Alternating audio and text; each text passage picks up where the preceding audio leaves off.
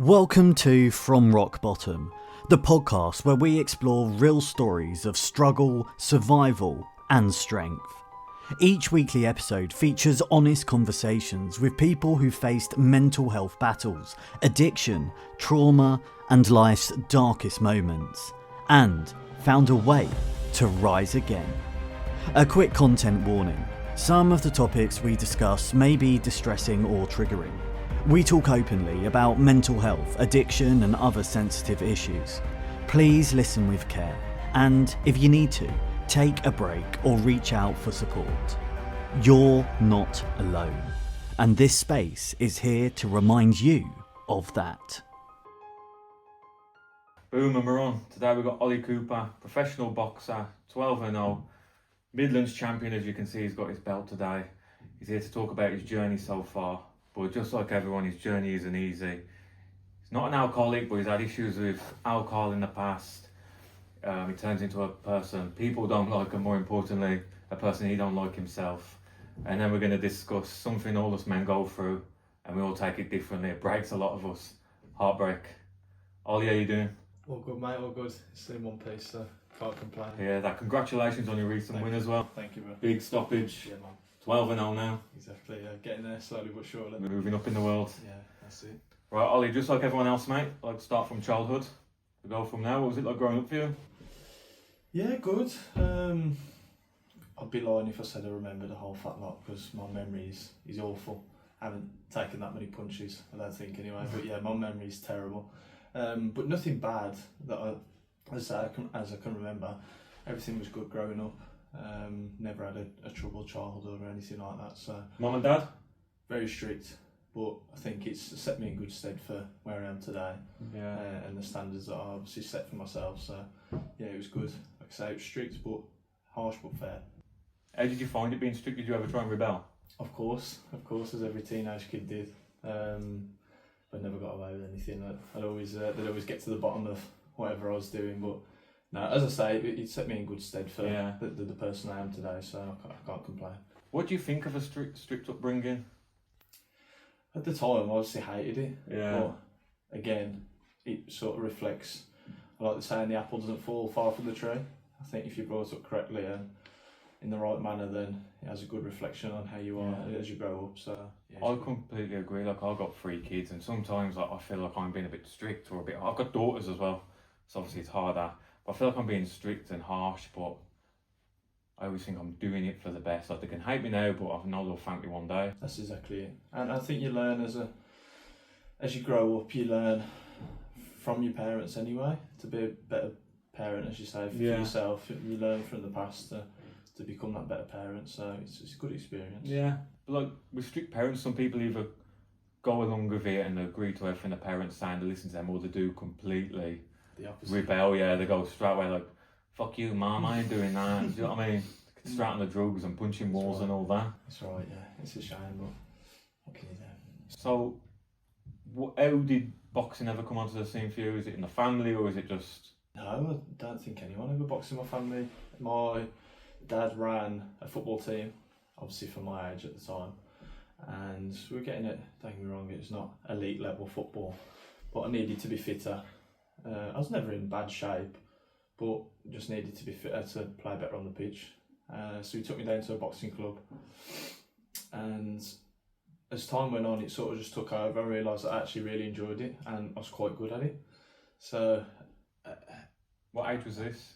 13, something like that. So young, 13, 14. And every team experiences it when the lads start to get 17, 18, discover drink and realise that girls exist and whatnot.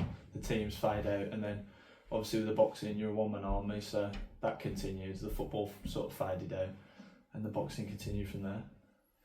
At what point, like you said, you started boxing, you was enjoying it. At what point did you think, like, this is what it is for me? I want to box, not football. And how did your dad take it? He was actually really encouraging of it, really. He's the one that sort of pushed me to go to the sessions. There was times where I didn't want to go to the gym, I didn't want to box, and I'd be sat in the back of the car just feeling shit, excuse my language, and he'd always be the one to sort of push me out of the car and go on, you'll thank me for it later. Yeah. I suppose he's right. We're still not where we want to be, but he's right in the fact that if he didn't push me in those early years, would I still be sat in this position now with this belt and pushing on in the ranks in the country and the world? Is there still the good mentality in you, like even when you don't want to, he's pushing you into it, and you could have fucking hated him for that. Exactly that, and I did at the time. Yeah. I did. I hated it even when I was in the gym. If I didn't want to be there, I wouldn't do a fat lot of work, but I was still at the gym. Yeah. So yeah, as you say, brought good discipline into me, and as I say, it's only for the best. Yeah, so it sounds like you had a good support network at home. Like your dad's obviously your biggest supporter by the sounds of it. Yeah. What was the boxing gyms like for you? Going in for like the first time? Daunting really as a kid, especially with someone with not a lot of self-confidence at the time. It was hard really to go to, especially when you were not necessarily in the gym that I was training at, but going to other gyms, sparring, or even because I've been at a few gyms, even trying a new gym to move to better myself. It was always just daunting, and I'd always be scared to like try and get involved with things. But yeah, I found a nice home base in Wolverhampton now, and we seem to be doing pretty well. So I'm happy there. I think just taking that step for the first time for everything. I think when you do anything, whether it's boxing, talking to someone for the first time, like going into like a support group, I think when you do something, it's never as bad as it actually, as you told yourself. No, of course not. Funnily enough, I was on a walk the day of my fight with my old man last week, and I've sort of tried to get into the mentality that not everything. I'm trying to think how to put this. Not everything. It's not as deep as everyone makes out. Anything is as deep as anyone makes it out to be. Like, what's the exact words I use for him? Like the chance of us existing, sitting here today and talking and whatever, and doing what we get to do, the chances of that happening are very minimal. So while we're here, enjoy it and not let anything that sort of bother you too much. I agree, mate. Like I've said similar in the past, like you can have every issue in the world going on. You can have money issues. You can have everything, but you know what? It's the end of the world. Still here, you're still alive, you're still breathing, you still got people who love you. Everything's fixable. It can't be that bad. So then, you're in the gyms, training, sparring, building your confidence, obviously improving your skills. When did like the amateurs come into it? Quite early, I think. I was thrown into the deep end in regards to amateur fighting. I think towards the back end of my career, I wasn't as busy as I wanted to be in terms of the amateurs. But getting started, as I say, I was thrown into the deep end quite young. I can't remember the exact age, but I had my first bout, as I say, really young with a coach, Pete Hickenbottom, and got absolutely battered for all 3 rounds. It was a terrible experience, hated it. But I think, again, as I say, thrown into the deep end, you learn a lot from that, which I did. Broke my heart at the time, but you just get straight back in the gym and work on what you need to work on. Yeah, I was going to ask, like, how did you say that? Being such a young age and you automatically feel pressure. You don't really understand that it's not the end of the world at that point. Yeah. Like, how do you, at a young age, deal with that loss? It's tough. I feel like your whole world's crashing down. You know, as I say, for the first time you're stepping in that ring, the big lights are on you, everyone's looking at you, shouting, screaming. It's hard. Expectations as well. Exactly, it's pressure. It's hard to take, especially as a young kid. It's still tough now. With all the experience I've had, it's still tough now. But yeah, when I was younger, it was a lot harder. When you took that first loss, did you feel like jacking it in? Of course, yeah. When nothing's going my way, I don't like it. I'm still like that to this day. It's not going my way, I don't like it at all. But yeah, it was. That's where that resilience comes in. You've got to get back in the gym, better yourself, and work on what you need Fight to another day. Exactly. Yeah. And I suppose how was your dad's in regards to that? Was it tough love or love? Yeah, definitely tough love. Always been tough love for my old man. He's a bit easier than my brother, which I'll take the piss out of him for. My brother has it easy compared to me at home, but yeah, definitely tough love. As I said at the beginning, it set me in good stead. No, you clearly did set you in good stead. So you're in the amateurs, you get your loss, you bounce back, you're getting a knack for it. At what point did you think like, yeah, this is for me? Probably I think I lost my first 3 fights. I Yeah. thought I was no good, should have packed it in. But yeah, I think just the social aspect of it at the time was good as well. That's what made me enjoy going to the gym. And then, as I say, about third or fourth fight in, getting that win and that feeling of being victorious, and feeling on top of the world. You've gone from one end of the spectrum of taking a loss and feeling like everyone's against you to then winning and then feeling on top of the world. It's amazing, and they're the sort of highs you chase, really, even from a young age. That you train hard, you get the win, and sort of that's what you've worked hard for. So it's a good feeling, and get to do it all over again. It speaks a lot about your mentality. You just said you lost your first 3 in a row. Yeah. Especially at that age as well, going to be like a bratty teenager, Yeah. knowing best, and you've carried on. But yeah, that's too right. It speaks volumes. Yeah, just prove myself, prove who I am to myself, really, is it, and everyone else around me who supports me. Because like you say, I did have a really good support network, not just with my family and my friends. Yeah. So you got to prove to them really about why they support you and why they give you the time of day, really. Yeah. So when you obviously started picking up your wins, was professional ranks in your head? Not straight away, to be honest. I was a bit lost with it all. As I say, I've been to a few gyms in my time, and I was always just a bit lost about what I wanted to do with it. Obviously, I was picking up wins, training hard, enjoyed the lifestyle, but never really sort of had a vision in my head of where I wanted to go with it. As I say, I got a great team down at Wolverhampton now. Richie Carter said to me one day, we should turn professional. Some good money in it, you're a good kid. So yeah, jumped at it with both hands, grabbed it with both hands, really. Yeah, as I say, I was very lost to start with in my career, but when I found that person who believed in me and could push me the way, then yeah, it was good to have. Yeah, it's always good to have good people around you. I had this conversation the other day. I said, you hang about with 4 crackheads, 4 idiots who just want to sit in the kitchen at 4 a.m. sniffing. You're going to be the 5th one.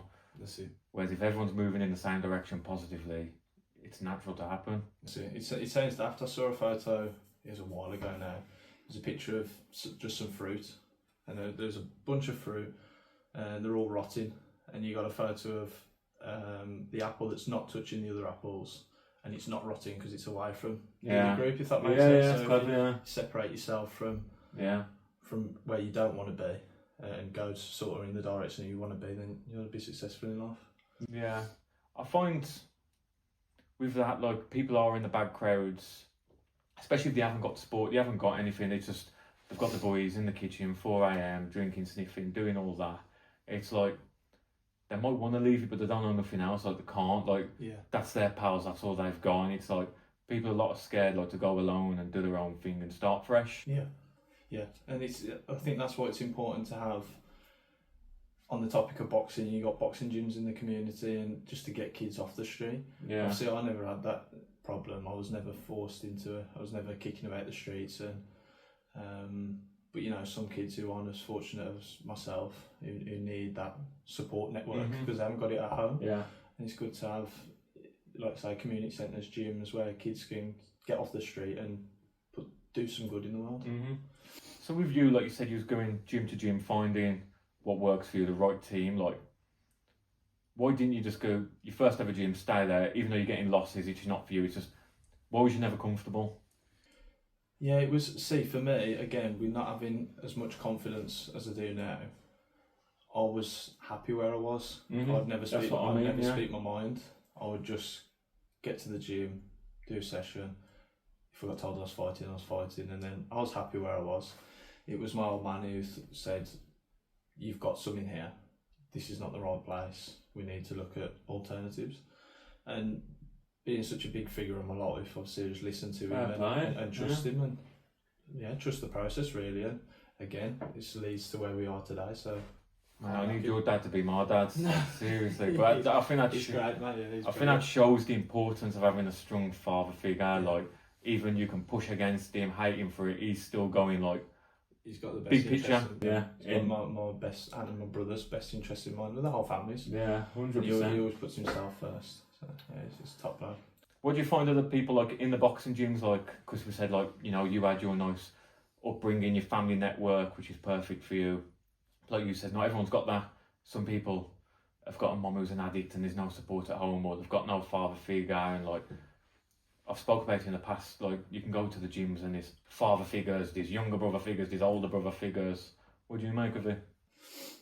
Yeah, I think I see a lot more of it now, being in the Wolverhampton area. I see a lot of it now, and there's a lot of talent wasted, if you will, in the gyms.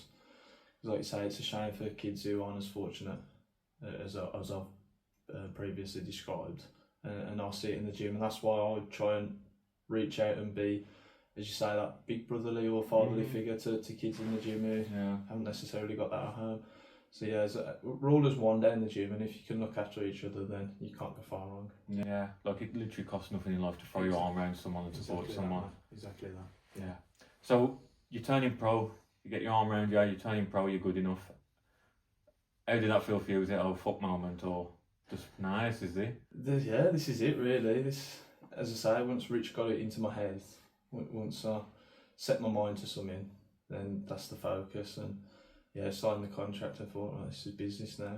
Let's do what we're Do you have any doubts? Of course, there's always doubt. There's still doubts to this day. Yeah.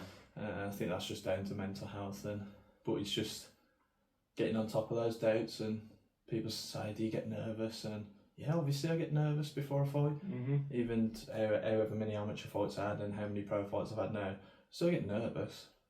It's about using that nervous energy in channel it into a sort of positive thing rather than using it against you.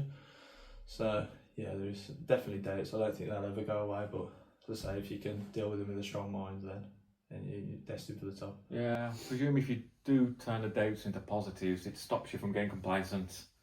Yeah, exactly that. Like if you think you're a top dog, you're going to get complacent, you're going to get found out soon enough. Exactly that. I'd like to think of myself as quite a humble guy. I mean, I've not done anything yet really. Where I want to be, my aspirations in life and whatever, I've done nothing yet. But I feel like I've made a tiny bit of a difference, especially in my life. And yeah, just try and be as humble as possible I can about it really. Yeah. If anything, you're going to be inspiring others as well, because like I hope so. Yeah. Like you are, looking at you from what I know you are that quiet kid in school, for example. Do you know what I mean? Like. Yeah. Just doing your work, keeping your head down, going to gym, doing your thing, keeping your head down, and it's like showing like you don't need to be a loudmouth, you don't need to act hard. You can hard work and dedication get you there. That's exactly it. You've hit the nail on the head there with inspiring. That's obviously what I hope to do. It's mad to think really. I'm just a kid from Cannock really in my head, but I'm ranked 7 in the country now, in the professional ranks.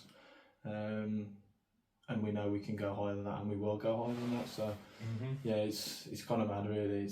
It's moving. It all goes at 100 miles an hour, but just try and take it as best we can. Yeah. So talk to me about alcohol. Yeah, nasty liquid. Yeah, I think when I was younger, I used to really enjoy going out.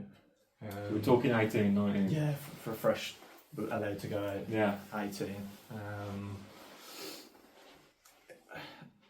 Every Friday and Saturday I used to love it, up Birmingham, even in Cannock, just anywhere. I love having a drink. As you say, not alcoholic, but just liked having a drink, being sociable with my mates. Obviously I'd worked hard all week. I deserved to enjoy myself. But as time went on, I realised that it's just poison for the body, and it turns me into a really nasty person. Who it doesn't reflect on what I'm like when I'm sober. Yeah. Especially in big crowds, I've known to, as I say, be really horrible and just getting into fights and stupid little stuff. Yeah, as I said to you earlier, just you got to know your limits, and I think I know my limit with alcohol now. I try not to drink. Say I have the odd one or two. Yeah. I don't say that completely wiped it out. But yeah, just know your limits, and I know where I don't even really enjoy drinking, to be honest. I jokingly say to everyone I'm too old now. I'm only 24. I say to everyone I'm too old to be stopping out now. But yeah, I don't really like drinking. At what point did you realise like this is like it's a bit of an issue? Just for you, like, do you know what I mean? Not issue within like, oh look, I'm an alcoholic. Just like issue within regards to like you're being a fucking issue. It was always the morning after when I become sober and get really bad anxiety and get really anxious about what people thought of me, and because I just it turned me into a right dick, and it was embarrassing for me really. Like fighting in the streets, nothing to be proud of. Yeah, as I said, it was very embarrassing for me that knowing that he was known for, oh yeah, if there's any trouble, he'll fight for us. He'll put up the scrap. And it's just not who I am. It's not the person I am. So. But that's your circle as well. Exactly. Yeah. Exactly that. And as I said with the fruit earlier, if you sort of detach it, which I don't really go out now. Yeah. I prefer to either be in the gym or sat in my room watching the telly. Because if you just move away from the people who want to be doing that, then obviously you become a better person yourself. Yeah. I bet there was some fucking quick street fights she was having. fairly quick. I mean, I got really lucky, I must admit, in my time. Again, it's nothing to be proud of. The amount of fights I've had, and you hear stories about lads being killed off one punch, just by getting knocked out, hitting their head off the floor, and that's it. So it's scary, really. It's really, really scary. When you look back and think, well, that could have been me. I could have thrown my life away. I'd like to think I've got quite a lot going for me. And to throw that all away over one punch seems a bit stupid. And again, it's very embarrassing, really, to know that I'd let my family, friends, everyone who supports me down over one punch. Obviously, you don't think of that at the time, do you? No, of course, the alcohol. At the time, you thought, you're not going to disrespect me. Who are you talking to? And this, that, and the other. At the time, that's obviously what goes through your head. But looking back, as I say, it's not my proudest moment. Yeah, talking about them one punches, I own a tattoo studio, as you know. There's a guy from Cannock. I can't remember his name for the life of me, but it was in the papers. I read the clippings. His mum brought into my shop. He was in a wheelchair, light skinned lad. And she says to me he had a brain injury, which occurred after a night out. In Cannock? In Cannock. I know who did it, so you probably would know actually. So they boxed at Great Worley, my first gym. Yeah, so he finished work, I think it was, and he's walking back across the car park in Cannock. 2 semi-pro amateur boxers pick a fight with him for no reason at all. 2 versus 1, they do a job on him. Hit him, he bangs his head. According to the papers and the court records, they thought this guy was dead, so they dragged him and tried to put him in a bush. Luckily he survived, he's in a coma, which changed his life forever. He's in a wheelchair, speech isn't good, changed his life forever. But they were out of prison by the time he was out of hospital. Yep, I know. And it's such a shame. Yeah. I know for what? Exactly. Over what? Because they had a few drinks. Because they looked at it in the wrong way. Because he said something that would have been irrelevant 30 minutes later. Mm-hmm. It's madness, man. It'd been irrelevant sober. It's madness. It's such a shame. Yeah, so obviously you knew about that. Did none of that stuff ever Again, afterwards? no, or not the time. Because that was some years ago now. Yeah. So as you say, I knew about it. But again, at the time, with the alcohol and the tensions sort of bubbling over, it's not what you think about. Yeah. Again, you just think, you're not going to talk to me like that. I'm going to put you in the place. And so as you say, it's what comes afterwards. It's a scary bit. Mm-hmm. Did your dad not ever find out? Yeah, but we were only towards when I was trying to be a good boy. We joke about it now. Yeah. Because we can. But obviously at the time, I think he would have been very disappointed in me. My whole family would be disappointed in me. Yeah. For some of the stuff I used to do. So, but yeah, as I say, we joke about it now. I'd like to think I'm a changed person. Yeah, and obviously you've learned from them lessons, like you know it's wrong, and then you pulled yourself away. Mm-hmm. How did you find it pulling yourself away from the boys? Like I said, obviously you got your gym mates, but then that's your social circle. Yeah. Not as hard as you think, to be honest, because I've got quite an addictive personality. I found obviously the gym, a new gym that I've recently been going to, FXT in Penkridge. They're brilliant there. The social aspect's great down there. So if I set my mind onto, again as I said earlier, set my mind onto something, it's an addictive personality, and so I'll stick to that and make myself better. So pull myself away from the boys, but then I've got a different focus now, so it's good. Yeah, your mentality for your future overrid what you're doing now and then. Yeah. That's fair enough, to be fair. It's a good mindset to have. So, drinking now, teetotal, a couple here and there? Yeah, a couple here and there. I'm still recovering from 2 Copperbergs out at the weekend. So, yeah, it's, as I say, only a few here and there. I like my tea instead. I like my tea in my bed. So, yeah, it's much better sort of situation for me to just sit there, watch a film, and have a cup of tea than a beer. So, yeah, I much prefer that. So, with the boxing, we'll move from the alcohol now. We'll go back to the boxing. What's it like to win as a professional? Like you're 12-0, you've got that O. Yeah. Like how's that to win? How is it to win the other night? Nice, especially in the style that I did the other night. Yeah, 6 stoppage. It feels great. I think there's a big adrenaline dump. I think after a fight, I'm still really getting over it now. Obviously, when you win, again, as you said earlier, you're on top of the world. Everyone loves you. Everyone's messaging. It's quite overwhelming at times, actually. I've struggled this week, and it sounds like I'm bragging a bit, but I'm not at all. The amount of messages I've been getting just from support from people saying, "Well done, you're smashing it." It's incredible. Obviously, the amount of people that go out the way to take 2 minutes out of the day to message me to obviously acknowledge the achievements I'm doing. Yeah. It's great, but as I say, it's very overwhelming at times. Yeah, it's a lot. How is it to win on the Friday or Saturday night, then like Monday morning, the alarm goes off? That's it, back to reality. That's what I mean. It's a massive adrenaline dump. It's a big downer, but I think, as I mentioned earlier, you just got to be constantly chasing highs. I have anyway with that addictive personality I've got. So I've got my eyes set on bigger and better things now. So I sort of stay on top of being in the gym and staying ready. So I think you need that focus just to keep you driven in life anyway. I know it's hindsight, but how do you think you'd handle a loss as a pro? Because you've got, like I said, like if you was 2-0, then you got a loss. It's not the end of the world, but like being 12 and such a high number, like you're going to be a good scout for a lot of people to take your record. You're going to be a target. Yeah, that's it. I think not as badly as you would have thought. Don't get me wrong, it's not an ideal situation, but I think, as I said to you earlier, everything's so minor in this life.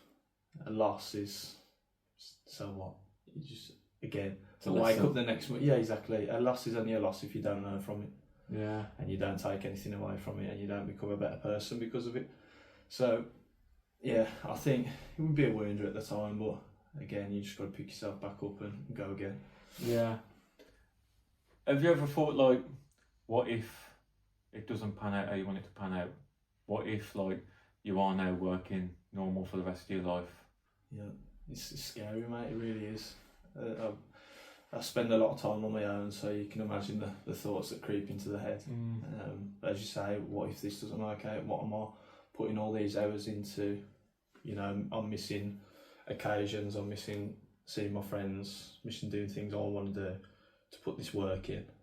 What if 10 years time it was for nothing and I've wasted my 20s, early 20s, whatever, missing out on all these activities, and for what? Just to be sat here doing nothing. It's daunting, but that's what I think makes you work harder and know that if you really push it and work as hard as you really can, then you can be successful. Yeah, like, I wouldn't expect you to say anything bad about the board, because obviously your position, but I can get your opinion. Like, I was speaking to a former professional boxer a couple of days ago who was on here. He was 4-0, had a lot of issues with the board, decided to retire, and he says, like, he hasn't had contact from the board in a while. They're taking a fee off him every year. They don't care whether he's dead or alive. It's just like, and after boxing, it's kind of like I said, like, you've been boxing since you was 13. These lads have been boxing since they was 8. And if it doesn't work out, it's not their path. They're just kind of left to it, cast to a side. Like, do you think there should be stuff in place? Yeah, most definitely. I think it's similar with sort of army vets. I know it's not on the same level, but no, I agree. When you go from service to then sort of no service and there's no support background for anyone who's been there in the past, it's a shame, really. I think with me, I've got a plan where I want to be after the boxing anyway, in terms of obviously with the coaching and just sort of giving back to the community and passing on lessons that I wish I would have known when I was younger. But I think there definitely should be some sort of support network for people who have been there and done it. Yeah. Because they speak a lot of knowledge. Mm-hmm. We say, what did I say the other day to one of my mates? When I was a kid in school, you never listen to the adults. You always say, shut up. You think you know best as a child. It feels like it's going to take you forever to be an adult yourself. Like you're never going to be an adult. Oh, man, see, it took forever. And then I was just can't wait to get a job. And because with school, you always had your homework and you had to go back and do hours of writing on a piece of paper or whatever. And I always used to say, I can't wait to be an adult, go get a job and just come home and not have any worries. It's the complete opposite now. I want to be in school again. Yeah. You know what I mean? So, a lot of they have some good advice. And anyone younger listening to this, listen to your elders because they definitely know best. Mm-hmm. Yeah. But like, have you got a backup plan? Or do you try not to think like that? No, I try not to think like that. You obviously just got to try and think as positively as possible. Yeah. And take it every day as it comes.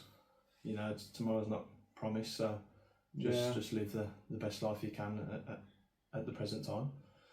Yeah, I was speaking to, do you know Matt Sen?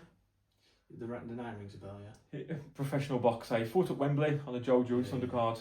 I was speaking to him a couple of weeks back. Horrendous upbringing, sad story. Living on his own a lot of the time as a 15-year-old. He got into boxing at 29, like from poverty, literally to Wembley. Yeah, wow. He was useless with numbers, couldn't add up, couldn't do nothing. Diabolical education. It's like, if he didn't reach the heights he'd have got to, he'd have been just cast aside, left on his arse. Yeah. And I feel like you mentioned the veterans, like, you can go to the army, learn a trade, you're taking it out with you. But then what about the lads who are frontline lads? Same as boxers, you know what I mean? All you're doing is using your fists. Mm-hmm. It's like they're not transferable skills. Exactly, yeah. So you can't really take them into the real world. Yeah, the options are very limited, aren't they? Mm-hmm. Yeah, it's a shame. Yeah, so I do think like the board should, especially like the lower level boxers, your bread and butter ones, do you know what I mean? They tend to be training, family, even a job on the side as well. Exactly. Just filling the small shows. Yeah. I feel like there should be stuff on the side for them. 100%, couldn't agree more. And that's what makes the sport live and breathe, those people, so why not look after them? Yeah, I agree. So moving forward now every man at some point in their life go through heartbreak. Some of us more than once. I've been married twice, divorced twice. But I remember my very first heartbreak. I was 19. I ain't gonna name her. I ain't gonna do that. Fucking bitch.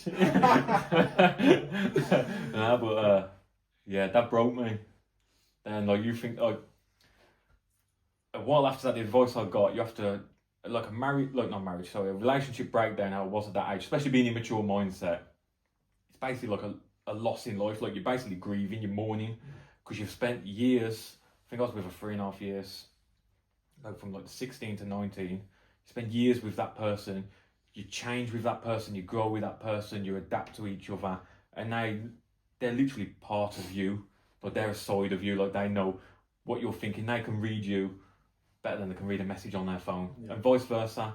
Then suddenly when that's gone, they're more. Yeah. Exactly. Then you've not only got to deal with that, you've got to deal with like now I'm on my own. Like how the fuck what do I do? Who do I talk to? Where's my support network gone? Who am I leaning on?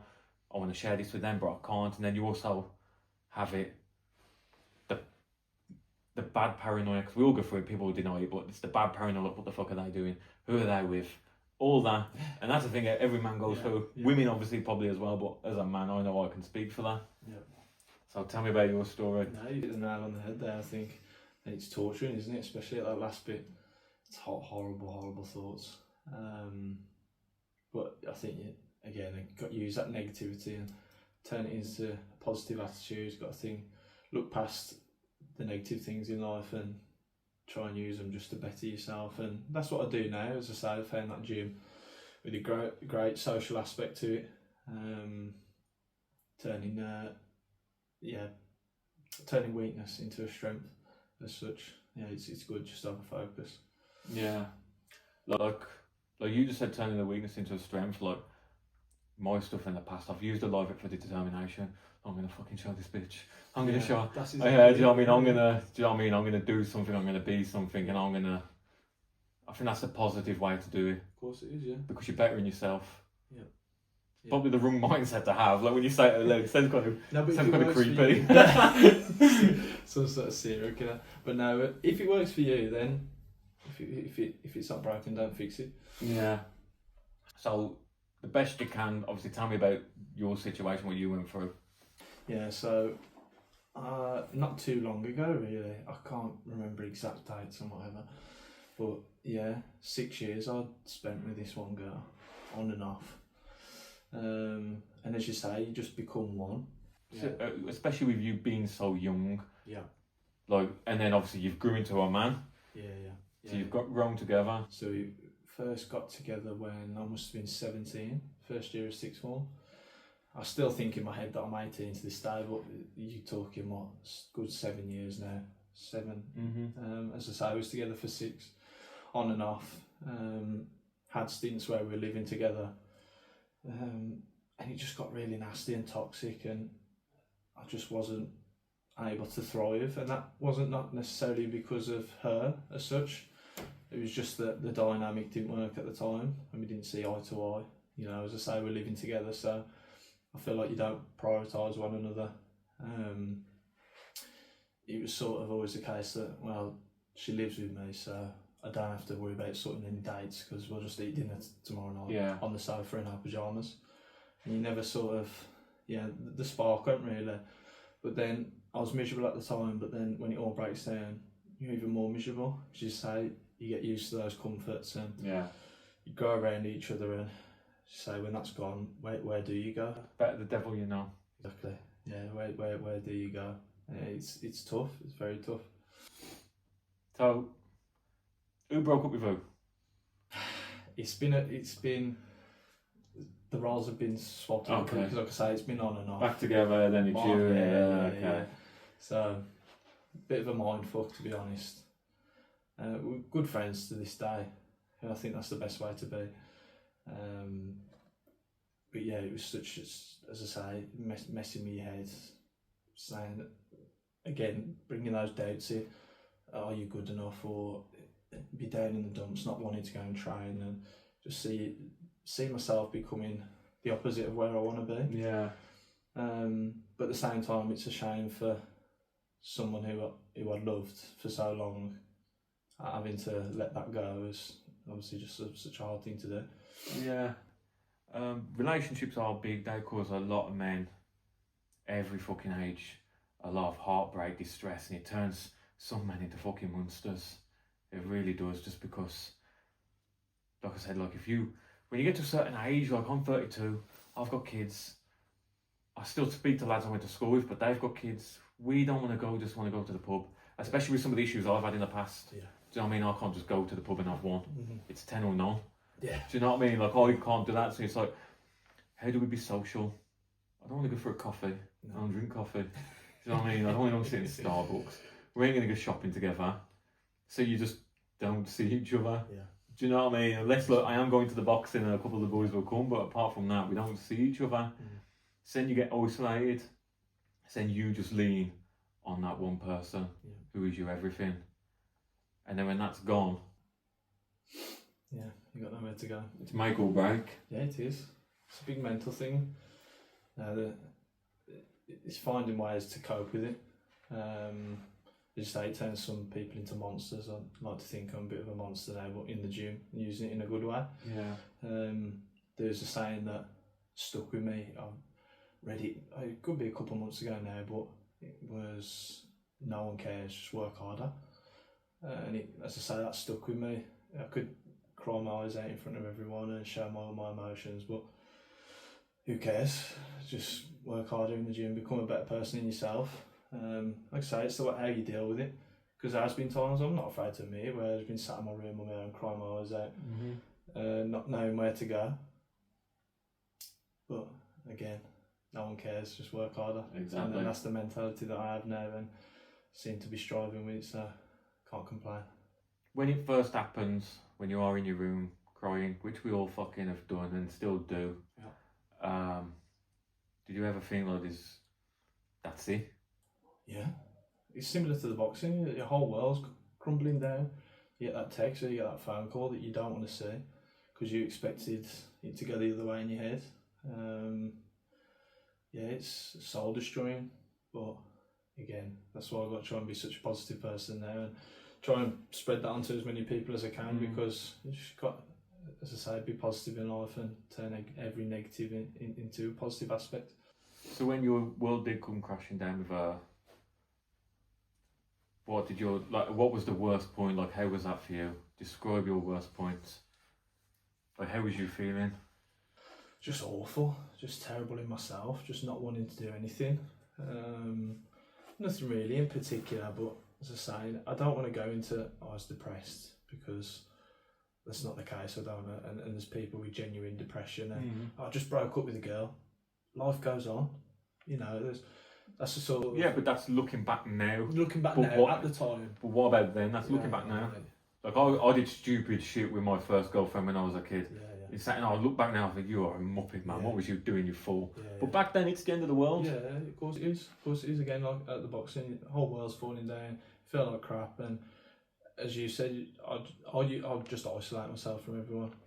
As I said previously, not having the most self-confidence, not being able to just put myself out there and just hide away and hide my feelings and hope for the best, really. And Did you ever express yourself to anyone? No. Today's the day that I've only opened up about everything. Really, I'm not really a massively chatty person about stuff like that. Anyway. So why didn't?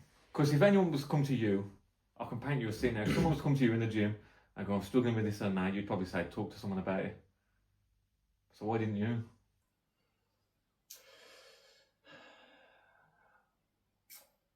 Not embarrassment, but just not having the confidence to. I think maybe in my head it was that if I tell someone this, what they're going to think of me, because you got this bravado as a boxer that you're a big, tough, strong person, and so if you go around telling people that you had your heart broken and that you're struggling with things in life, then you used to think, what they're going to think of me. They're going to think I'm a bit of a wetty now and not sort of look at me as the same person as You want to show weakness. Exactly that.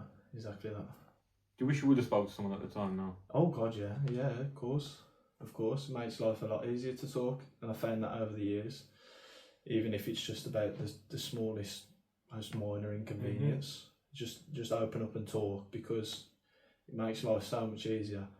I always used to think that bottling it up was the best solution, and it's not, because that bottle eventually fills up and explodes. So yeah, it's definitely the best route to take is just to open up and speak your mind, really. Yeah. Like you said, like looking back now, like you'd say you wasn't depressed and that, but at the time I'd probably put money on if you was depressed.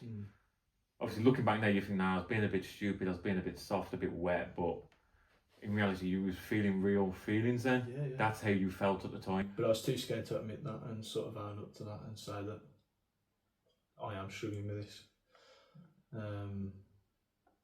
But I think now it's more, people should talk about it and not feel, as I say, not embarrassed, but should be open with people, especially people you trust. I think that was a big thing as well for me, is trust. Yeah. And still to this day I struggle with trust, especially with the breakup and obviously things that have happened. You put your barriers up and you don't let anyone in, but it is what it is. Because you said a thing as well, which I've mentioned quite a lot, and I think it's an issue. Like, you didn't open up because you didn't want people to think you're weak or you're wet or, do you know what I mean, soft or anything like that. And all men feel the same. Like, people look at me and they're going to think there's anything wrong with me. Do you know what I mean? Like, people, do you know what I mean? Like, people are going to look at me and probably think I'm going to fucking take your wallet or your phone off you or something. Like, do you know what I mean? People ain't going to expect me to stereotyping. Exactly have the issues I've gone through. And like, I told you before we started, like, I've been married twice, divorced twice, and you're like, fucking hell. You wouldn't know. Do you know what I mean? You'd never think that. That's why I think it's important to tread lightly when you're sort of treating other people, because you don't know what other people are going through, if you know what I mean. But obviously respect everyone you come across and treat everyone the same. Yeah. As I say, you could be dealing with a lot of problems in their own head, so if you can make that 1% better, then why not? Like, I stood up for years I'm 32 now.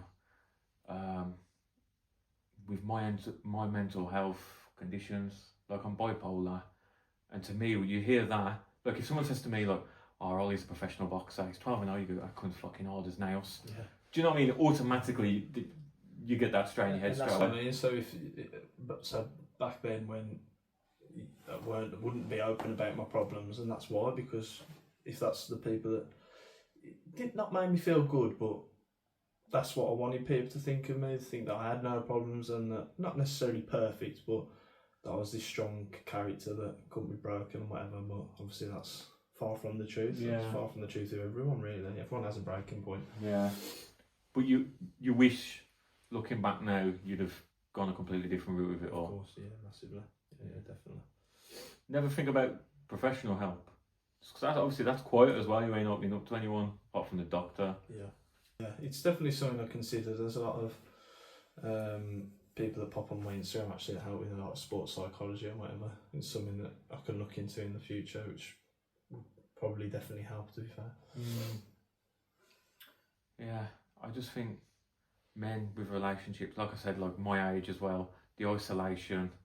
Like if I was to lose my partner, for example, and she's my best mate, like I'm open and raw to her. Like people have got this image of me, like image of you. Do you know what I mean? The boxer, the hard fucker. Whereas she knows the real me. Exactly. Do you know what I mean? I'll sit and sob about my kids in front of her. My 1-year-old, she's touching 2. She might just do something soft, like "I love you, daddy." I'll sit there sobbing. Do you know what I mean? It's just like, and I won't show that to nobody else. I won't tell nobody else that, but like that's she's my safe space. Yeah, it's nice. And then I think when you lose that, and then you're like, is she now with somebody else? What's she doing with somebody else? Like, she's this perfect person in my head, and now could potentially, which is inevitable, giving herself to someone else, moving on, and you're like, I don't want that to happen, and blah, blah, blah, blah, blah. Heartbreaking, mate. It's a spiral. Absolutely heartbreaking. So did you just lose yourself in the gym? Yeah, and still do to this day. I think the gym's the best place for me, mentally and physically. I was in great shape, always have to be in great shape anyway. Where the position we're in with the boxing now anyway, so it's a good escape for me, the gym, just to bang in my earphones and sweat. So I don't want to put you on the spot, but it's in my head, so I'll go ask you. And if you don't want to answer, don't answer it. Do you still think that breakup's bothering you? Yeah. Yeah. Yeah, of course. Of course. As I say, we're good friends now, so we still talk. And that's probably the worst thing to do. Yeah, still conversate. He does her, but yeah, you just gotta get on with life and yeah, as I said through this whole episode, just make myself a better person, and then I'm happy then. Yeah. But make yourself a better person. Because I'm going to say this now, because I did the same, but I did mine for more negativity. Like, I'm going to fucking show that bitch. Do you know what I mean? Like, that was my mindset. Look at what can be, yeah. Yeah. Look what you're missing out on. Exactly. The fucking big dog. Exactly that. Exactly.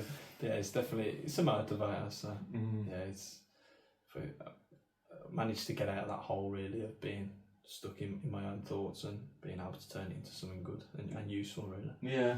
But you've said, so I'm going to turn you to your dad now. I'm going to be the devil's advocate. So you've said like, you're still struggling today with it. Yeah. But you've also said you wish you'd have opened up. But this is the first time you spoke about it, so why aren't you taking your own advice and... I know, it's madness, isn't it? It is madness. I don't know, mate. Again, I sit on the fence with it being that I don't want anyone to think any different of me. As I say, I'm fully aware of if I did this better, then this would be better, and vice versa. But as you say, putting it into place, it's still a challenge for me mentally to able to open up about it all. So there's a fear taking that first step. Yeah, most definitely, yeah. But you can talk from experience, but doing the first step for everything actually is never as bad as you see me. Just like I said earlier on, walking into that boxing gym for the first time, shit's scary, you actually ain't that bad. Yeah. Getting into the ring, first time sparring, all that actually wasn't that bad. Yeah, and as I said at the start, I'm still here, I'm still breathing. Yeah. Still healthy, so... We just need to take that advice and then apply it with other aspects of your life. I know. I need to listen to myself more often. You're still young now, still learning. Yeah. But what would you say to anyone any young lads, any men going through a breakup that's just had their heart broken, what would you say to them? Just focus on yourself. I've got a lad that I know quite well within the boxing scene. I meet up with quite regularly and work out with. He's going through the same thing as me, and I just use my experience to give him advice in terms of, as I say, I've told him just work on yourself, be a better version of yourself. What you touched on, show him what you can do. And Fuck that bitch. exactly, exactly that. And yeah, just go take it from there. And he seems to be happy at the minute and thriving in his boxing career. So it's good. Do you think, like for me, my advice would be, especially even to you now as well, like if one of my boys says, I've had a breakup with the missus, no kids involved, but we're still friends, it ain't never going to happen. Because you've still got that link. Yeah. You need to break the link. Mm-hmm. Do you know what I mean? Like, for example, like, if one of your grandparents die, your nan, you are heartbroken, you are devastated. You've got your nice positive memories, but that link's broken. Mm-hmm. It's not like you're looking at the dead body every day in the front room. Do you know what I mean? Yeah. Whereas keeping a friendship after a relationship, you're still looking at that dead body. That makes sense. Yeah. Sometimes I surprise myself. What could have been? yeah. What could have been? Yeah. That's exactly right. That is. Do you know what I mean? It's like a reminder. Yeah. It's still there. Yeah. It is tough. And like when you go so long with, do you know what I mean? You get heartbreak and then so much time passes. Same as like a relative dies. So much time passes, you forget the pain. Yeah. Because that reminder's gone. You've just got the memories, positive, negative, whatever. Yeah. Whereas I think if you're holding on with a friendship, then it's that reminder. Mm-hmm. I hit the nail on the head there. That would be my advice to anyone. Like, cut all contact the best you can. Yeah. Block them. Block the number. Delete the number. Just for your own mental well-being. And I know how hard it is to let go. Mm-hmm. That's the hardest thing, letting go. And I think loads of people do. There's people that are listening to this, people out there that do know what it's like, but won't say anything. Yeah. So, like I said, as men, none of us will talk. No. But I know people listening will go, yeah, actually, I've been there. That is me, yeah. And that's what it's about. If you can sort of raise that awareness and make people more comfortable with talking and opening up, then that's a good deed. Exactly. But that'd be my advice to you. Thank you. So, how's your mindset nowadays? Not regarding the ex, just in general, day to day. Solid. Yeah, solid. I think you got to now, especially the experience I've gained in the pros. Obviously, it's a lot different now in my mindset to how it was in my professional debut, second, third fight, whatever. But yeah, solid. Got a plan, know where I want to be, know how hard I have to work to be where I want to be. So you just think now you're further down the line, it's like, this is more legitimate, like, I actually can go somewhere. Shit, I'm actually here now, right? I see my name in the papers, in magazines, online. It's like, that is me. That is crazy. Yeah. As you say, a realisation now that I can actually do something with this. As I say, I know what I've got to do. It's just putting it into place. Mm-hmm. Do you think a plan's important in life? Not just your career, but obviously in life. Not necessarily. I think my cousin asked me the other week. He's still not sure what he wants to do in life, and he's just a couple of years younger than me. I try and tell him, just take every day as it comes. Just enjoy it. If you haven't got a plan, you haven't got a plan. You can get caught up in I'll say I've got a plan, but it's very lightly sort of worked. I know some people can get quite in the tiff if that plan doesn't go the way they wanted it to, and get stressed. And so I think if you live quite freely and, as I say, take every day as it comes, you'll be a lot happier. But just to have a little plan in the back of your head, knowing where you want to go and where you want to be, it's good just to have that focus and drive. I think we just need motivators in life. Yes, that's the main word. Little targets to work towards. I don't mean like, oh, I want to be a millionaire. Exactly. It's I mean, realistic. like, you want to go to Cyprus? Yeah. Work towards that. How am I going to get to Cyprus on Tick them holiday? off, yeah. Yeah, exactly. Little things in life. Better to have 10 little ones that you can tick off than, as you say, one big task that's probably unrealistic in the first place. Yeah. Yeah, it's motivated. That's the key word for me there. I think little achievable goals in life, like I do, like I've got my big plans. Like I always wanted a business, I got that now. I'm doing the podcast, but like little things like I want to bulk up, I want to put some size on, and I'll just work towards that. Little personal plans, Exactly. and it just motivates me every day. I feel like I've got purpose and drive. Yeah. And I feel like that's so important for my well-being. Yeah. And I feel like if I didn't have that, like I'm huge on routine. Yeah. Routines. Yeah. If something goes out of my routine, like unplanned. Sorry for being late today. Messed your routine up. No. But my routine today was you. Like I mean, like with the kids, for example, I used to be at my kids' house every day for 7 a.m. I'd have breakfast with them, I'd dress them for school, I'd help them do the hair, well, try anyway. I'd take them to school, then I'd go gym. I'd be in the gym for 9:10, then I'd go to my shop, then I'd get the kids out of school, then I might cook them tea or I might shower them, then I'd come home, and then that's my free time, sit with the missus, couple yogurts, then I'm happy. Exactly. And then when, that's what I mean, that little routine keeps me sane. And that's like the smallest change in that. Yeah. I know what you mean, because I'm the same. If you set something out, the smallest thing changes and it seems to set off a big chain reaction. Exactly, and like it affects my mental well-being, especially like with being bipolar as well. Like I have to know what I'm doing. Like I've got a rota in the kitchen, what my missus made, and it's laid out what I'm doing for the next 2 months. Like when the kids are staying over, when I'm doing podcasts and all that, it's late, and I love that. I thrive in that. Yeah, that's good. But for example, me coming out of routine, like I've got kids with my second wife. We're no longer together. I was on good terms for 12 months. Like I said, I was going to her house every day at 7 a.m. If I went to bed at 2 a.m, I'm still up, going down there for 7 a.m. to spend time with my kids. That is precious time for me. They're going to be only going to be young for so long until they're like, fuck you, dad. Do you know what I mean? They're going to get that attitude. But stuff's had to change and stuff's had to get put into place, because that's not feasible long term, me going to that house. Do you know what I mean? And then it's like I had major breakdowns. It's like she said, like, that's got to stop, we need a new plan. It's like I'll admit it, like I was crying to my missus. I was like, what now? What do I do? But not only is it in my head affecting my time with my kids, but it's also now fucking my routine up, and my routine's my purpose. Even though the routine has no purpose, I'm not gaining nothing from it. It's just for you. That's purpose. That's my life purpose. Yeah, and that's all that matters. If you're good in your own mental state, then that's good.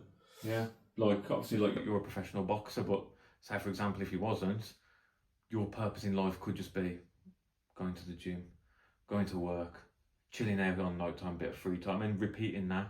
And as boring as mundane that can sound, that's your purpose, and you're fucking happy, and it's getting you through day to day. That's it, mate. Because life is not easy. No, it certainly isn't. I think life's easy. I think people make it hard. I think that's what it is. Some people make it very fucking hard, yes. Yeah. Very. So when you're having an off day nowadays, how do you get through it? Good question. I'm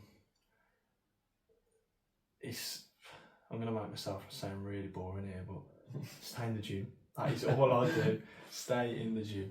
When I feel down and feeling sorry for myself, if I can just, even if it's half an hour, just have a quick blast in the gym, and that'll do me, and it sort of puts me on the straight and narrow for the rest of the day. But yeah, it's getting them endorphins going, and I can try and make myself feel a little bit better. I think it's just, if you're feeling down, don't do nothing, do something. Yeah, because I've done it in the past, if you don't do anything, you just end up in this spiral of going constantly down and negative after negative thought. Yeah. And it's just, as I say, it's a downhill slope, and as you say, if you can do something, it's better than doing nothing. Doing something can literally just be walking down the street. Yeah, it doesn't have to be massive. Yeah, literally just go for a little walk. Phone one of the boys. Turn your Xbox on. Do something. Don't just do nothing. Because if you just find you lock yourself away, your thoughts will take over you instantly. Rapid. Your thoughts will take hold of you. Then you are thinking all the negatives, and then you want to suppress the negatives, and that's either by lashing out, doing some stupid stuff, doing harm to yourself, or going on the booze and the drugs. Yeah. So you literally just go for a walk. That's what I say to everyone. Yeah. Bang on, nice. So, what's your goals moving forward now in the future? Personal life first. We go personal life. Personal life. God. Just. God, that's a tough question, that is. Just be happy with myself. I mean, I'm pretty happy with myself now, where I am and whatever, and the life I live. But if I can just be happy, I've got no real materialistic goals in terms of I want to have this and I want to have this flashy car and whatever. As long as I can just be happy and sort of spread that positivity and as I said earlier, spread them lessons onto other people, then I'm happy. Yeah, because you've said a few times now that you want to be big on giving back and giving others a leg up, like teaching them lessons you've learned and keeping them on the straight and narrow. What's your plan for that? As I said earlier, with the coaching, obviously when my career comes to an end, coaching will definitely be one of those sort of route to take to give back. It could just be anything. You know, my brother's asked me to do a speech at his school in a couple of weeks' time.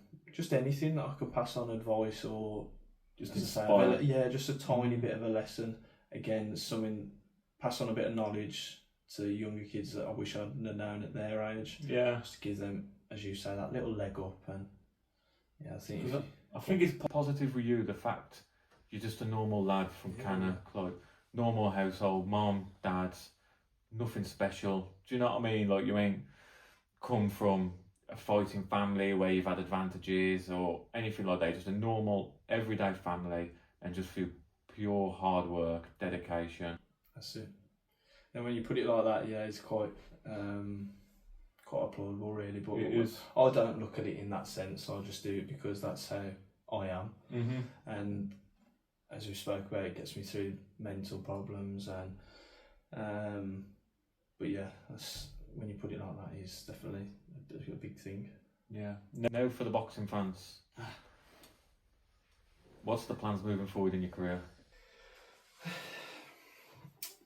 I was asked this in an interview the other day where I want to be this time next year. I think the right answer for that is British champion, obviously for my weight.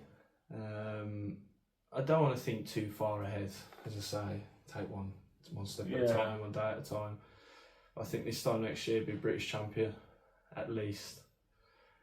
And just push on from there. I don't want to set, a lot of boxers say, I'll be the next world champion. No, just take it back to where we said we'll have 10 little things rather than one big unrealistic goal. Mm-hmm. If I can just tick that British champion off first, then I'll just move up the ranks slowly but surely and take my time. So I'm still young, so got plenty of time on my side. Yeah. So you being in that ring, the adrenaline, how are you when you first get in that ring? Like, you've walked out, you stood in the corner. What's that?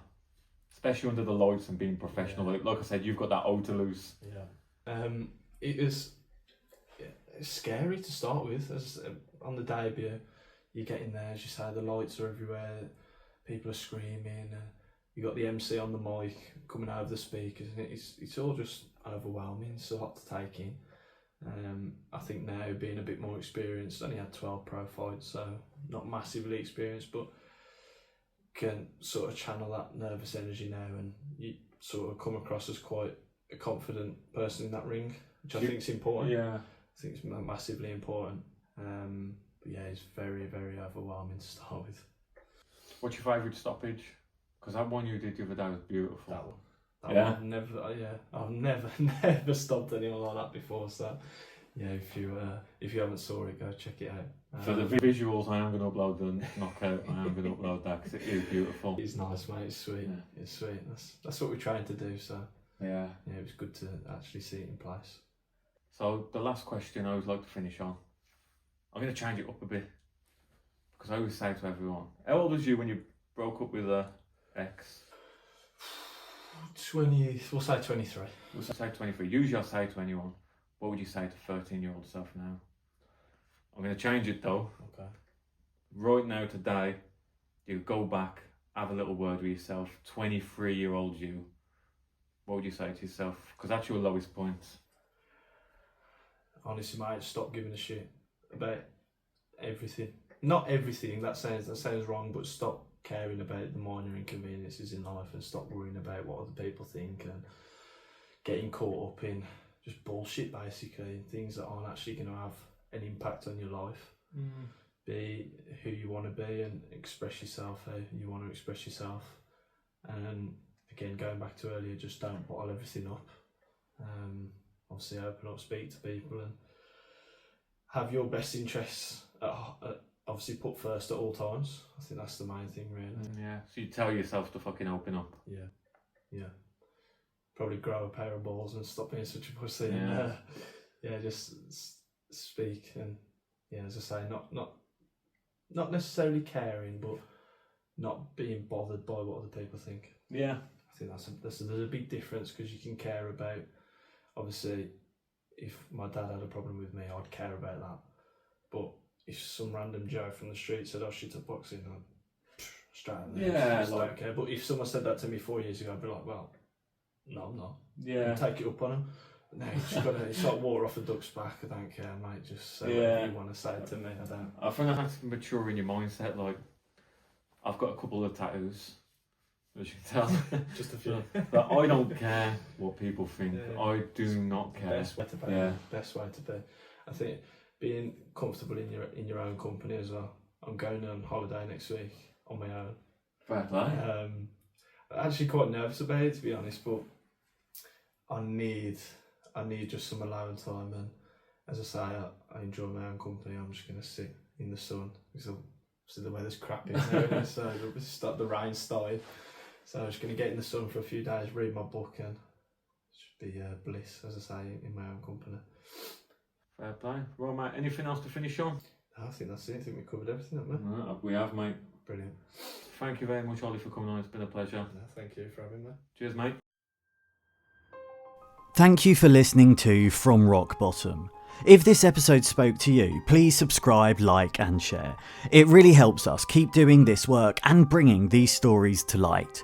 You can also follow us on social media for updates, behind the scenes content and ways to get involved in the conversation.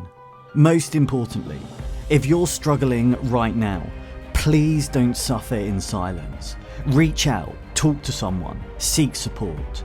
You are not alone, and you are absolutely worth life. Take care, keep fighting, and we'll see you in the next episode.